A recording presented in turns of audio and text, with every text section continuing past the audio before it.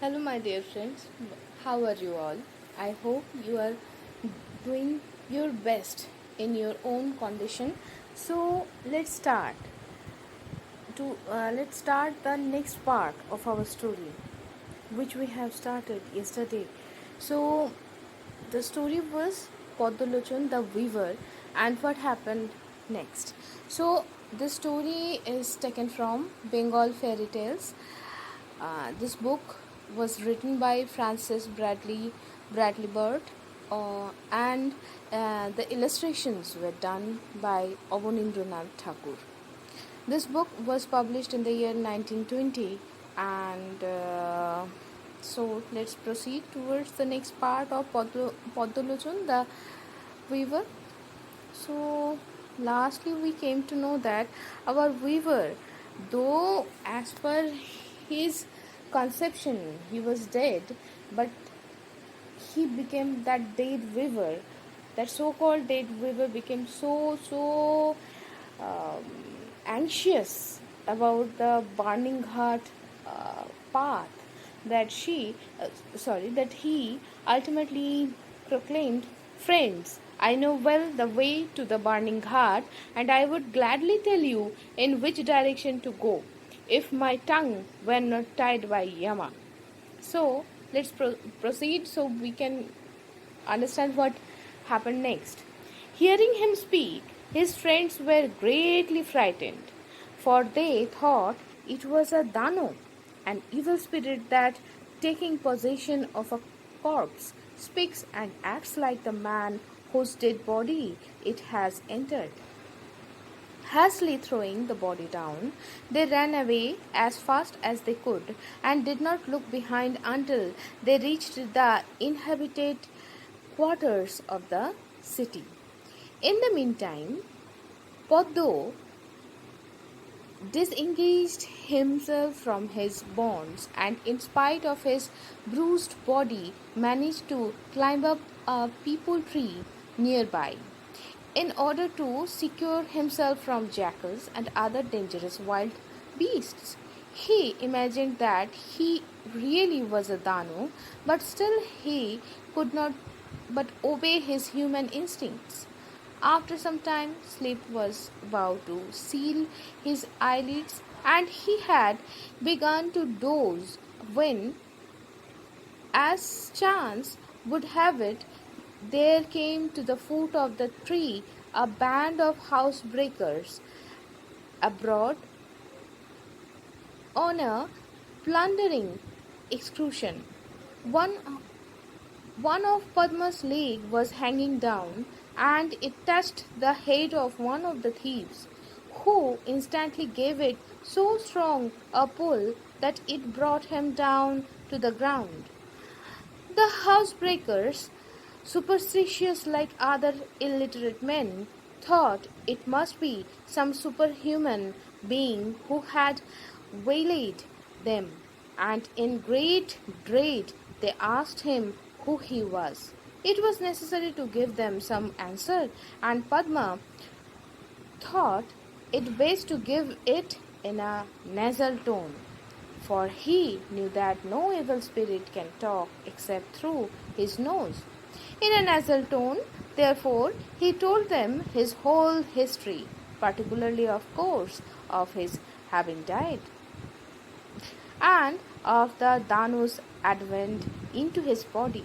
The men to whom he talked were not such blockheaded not such blockheads as to believe him, and they realized that he was a fellow stupid enough to be made their cat's paw in any daring enterprise.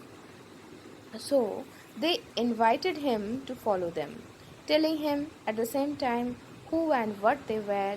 He gladly accepted the invitation and accompanied them. The field was soon crossed, and a town showing all the signs of opulence was reached. On the side of a river near it, there was a professional drummer's cottage, through the walls of which the housebreakers made a hole big enough for a man to pass. It is according to the code in force among housebreakers that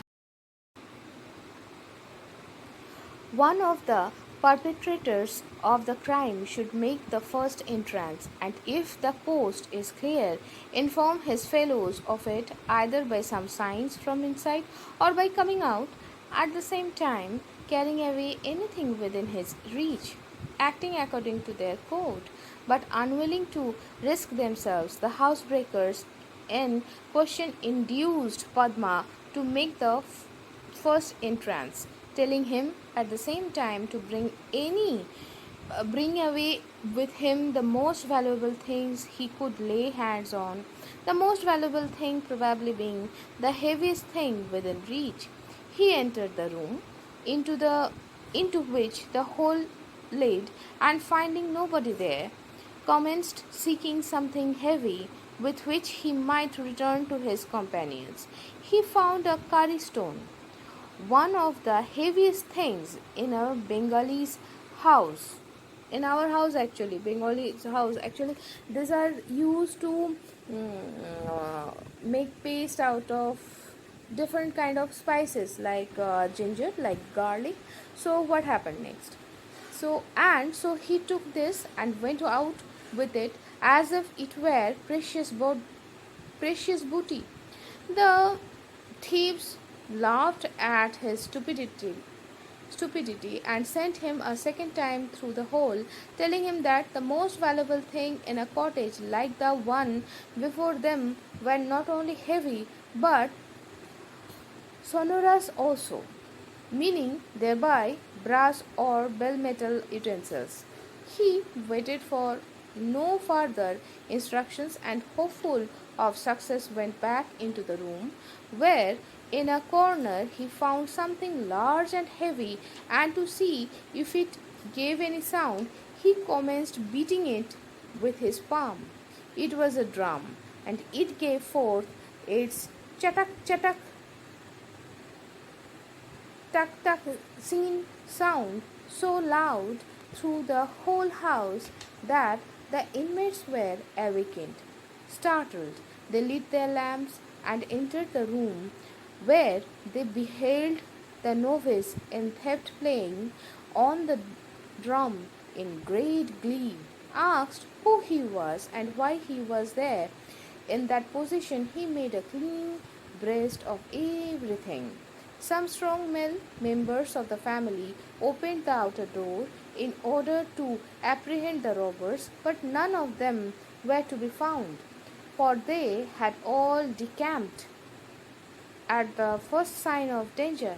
The poor weaver looked blank, and the men were disposed to let him off. They offered they offered to take him home, but he did not consent, for fear that as he was a Danu, his presence would bring pollution to his house and misfortune on her who remained there, the dear wife to whom he was still devoted. He, therefore, volunteered to go about with them as a drummer, so that by entertaining the gods and goddesses with his performances, he might be rewarded with a life more blessed and happier than that of a Danu. The men acceded to his request, but what happened to him in the future, Bhabukure or the wanderer has not yet told us, and until he does, we must remain in ignorance. So, my dear friends, here is the end of the story, and from this story, we came to know that sometimes, if you were too stupid, in a true way, if you were really innocent by heart, sometimes, though though the circumstances will bring you in a very uh, turbid water, but still you will come out of it.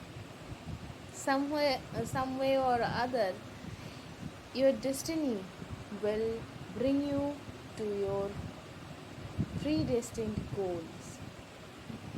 It may be one goal, it may be many more goals which you have to attain during this life. So, with this note, please be positive, please be happy, and please be safe. So, with this, I am bidding you goodbye for today. We will come back tomorrow, but without this segment.